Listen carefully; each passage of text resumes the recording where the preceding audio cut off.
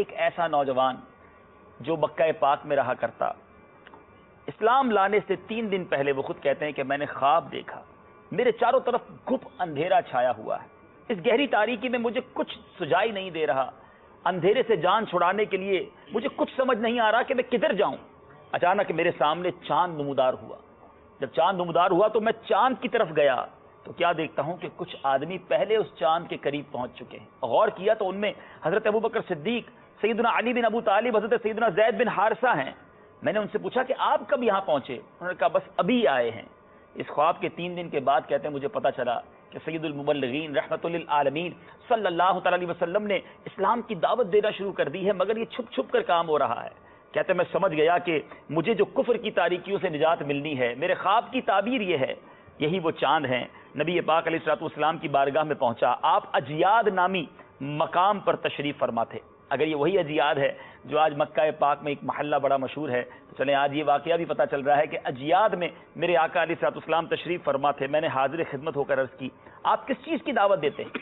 نبی پاک علیہ الصلوۃ والسلام نے فرمایا کہ تم اس بات کی گواہی دو کہ اللہ کے سوا کوئی معبود نہیں اور محمد صلی اللہ تعالی علیہ وسلم اللہ کے رسول ہیں۔ کہتے میں نے فوراً کہا کہ میں گواہی دیتا ہوں کہ اللہ کے سوا کوئی معبود نہیں، اور اس بات کی گواہی دیتا ہوں کہ آپ علیہ الصلوۃ والسلام اللہ عز و جل کے رسول ہیں۔ ایمان لائے۔ نبی پاک نے جن کو کلمہ پڑھایا وہ عظیم ہستی کون ہے آپ جاننا چاہیں گے؟ وہ کوئی اور نہیں، حضرت سعد بن ابی وقاص رضی اللہ تعالیٰ عنہ ہے۔ اور جی ہاں، یہی نبی پاک علیہ الصلوۃ والسلام کے ماموں بھی تھے۔ پیارے آقا علیہ الصلوۃ والسلام انہیں ماموں فرمایا کرتے، اور کیا خوب ارشاد فرمایا میرے آقا نے۔ میرے آقا علیہ الصلوۃ والسلام فرماتے یہ میرے ماموں ہیں، اگر کسی کا ایسا ماموں ہو تو دکھائے۔ کیا بات۔ اور مفسر شہیر حکیم الامت حضرت مفتی احمد یار خان اس حدیث پاک کی شرح میں فرماتے ہیں کہ ایسا شاندار ماموں کسی کو نہیں ملا جیسا ماموں اللہ نے مجھے دیا ہے۔ یہ حضرت سعد کی انتہائی عظمت ہے جو نبی پاک نے یہ فرمایا۔ مزید فرماتے ہیں کہ تم نے دیکھ لیا میں اپنے ماموں سعد کا کیسا ادب و احترام کرتا ہوں، تم لوگ بھی اپنے نانا ماموں کا اسی طرح ادب و احترام کیا کرو۔ میں جب آج حدیث کو پڑھا نا اسد بھائی، تو میرے ذہن میں آیا کہ میں بھی اپنے ماموں کو فون کروں گا اور ان سے کچھ اور ادب اور محبت کا اظہار کروں گا کہ نبی پاک کی حدیث سے پتہ چلا ہے ہاں سنت دیکھ پیارا کا حکم ہے میرے ماموں ایسے ہیں۔ تو یہ حدیث کی شرح میں علماء نے کیا کہ یہ بیان کرنے کا مقصد یہ کہ تم بھی اپنے ماموں، اور دیکھیں ابھی مدنی چل کے ناظرین صحابہ سے اور نبی پاک سے محبت کا انداز، اور کتنا پیارا ہمارا مذہب ہے، ہمارے ریلیٹرز سے، ہمارے رشتہ داروں سے ہمیں محبت سکھائی جا رہی ہے۔ تو جن کے ماموں ہیں، جن کے نانا ہیں، یعنی ننیالی رشتہ داروں سے اس نیت سے محبت کریں کہ ہمارے آقا ان سے محبت کرتے۔ اچھا یہ ماموں تھے کیسے؟ نبی پاک علیہ الصلوۃ والسلام کے جس کو کہتے ہیں نا کہ ڈائریکٹلی ماموں نہیں تھے، یہ بنو زہرا قبیلے سے ان کا تعلق تھا، اور اس کی وجہ یہ ہے کہ یہ اسی بنو زہرا خاندان سے تعلق رکھتے تھے جہاں سے نبی پاک علیہ الصلوۃ والسلام کی والدہ ماجدہ بی بی آمنہ رضی اللہ تعالی عنہا کا تعلق تھا۔ اس لیے نبی پاک علیہ الصلوۃ والسلام چونکہ خاندان ایک تھا انہیں اپنا ماموں ارشاد فرمایا کرتے۔ یا تو یہ تیسرے نمبر پر ایمان لائے ہیں یا یہ 7ویں نمبر پر ایمان لائے ہیں۔ ون آف دا ارلیسٹ ایمان لانے والوں میں سے یہ ہیں، اور یہ بات طے ہے کہ جس دن آپ نے اسلام قبول کیا اس دن کسی اور نے اسلام قبول نہیں کیا، اس دن صرف آپ ایمان لائے۔ والدہ سے بڑا پیار، بڑی والہانہ اپنی ماں سے محبت تھی۔ اچھا جب یہ ایمان لائے تو والدہ ناراض ہوئی، ناراض بھی ایسے ہوئی کہ ماں نے کہا کہ اے میرے لال، میرے جگر کے ٹکڑے، میرے فرما بردار بیٹے، یہ تو نے کیا کیا؟ اپنے باپ دادا کے دین کو چھوڑ دیا۔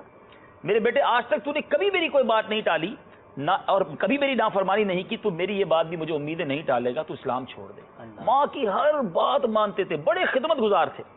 اگر ماں کہتی ایسا نہ کیا تو میں کھانا پینا چھوڑ دوں گی اور سوکھ کر مر جاؤں گی، اور یہ سب تیرے سبب ہوگا، لوگ تجھے قاتل کہیں گے۔ ایک طرف اسلام، ایک طرف نبی پاک کی محبت، اور دوسری طرف ماں جس کی ہر بات مانتے، اور ماں نے کرنا بھی ایسا شروع کر دیا، دھوپ میں بیٹھ گئی، کھانا پینا چھوڑ دیا، کمزور ہو گئی، اور ماں کو امید تھی کہ میری یہ حالت دیکھ کر آپ پلٹ آئیں گے۔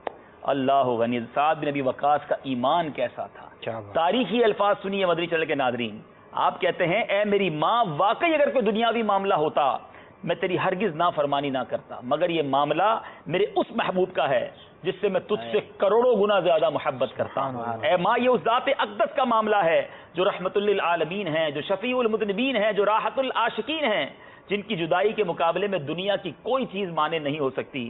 سب کو ٹھکرا دوں گا، تیری ایک جان تو کیا اگر 100 جانیں ہوں اور ایک ایک کر کے سب قربان کرنی پڑیں، سب کو قربان کر دوں گا، مگر دین اسلام سے نہ پھروں گا، سرکار علیہ الصلوۃ والسلام کے دامن کو نہ چھوڑوں گا۔ جب ماں نے یہ سنا، یہ جذبہ دیکھا، تو اب اس نے بھی کھانا پینا شروع کر دیا اور مایوس ہو گئی کہ اس نے پلٹ کر نہیں آنا۔ شعر تو ہم سب سنتے آ رہے ہیں، پڑھتے بھی ہیں، پروف کیا ہے صحابہ کرام نے کروں تیرے نام پہ جاں فدا ہے، نہ بس ایک جان دو جہاں فدا، دو جہاں سے بھی نہیں جی بھرا، کروں کیا کروڑوں جہاں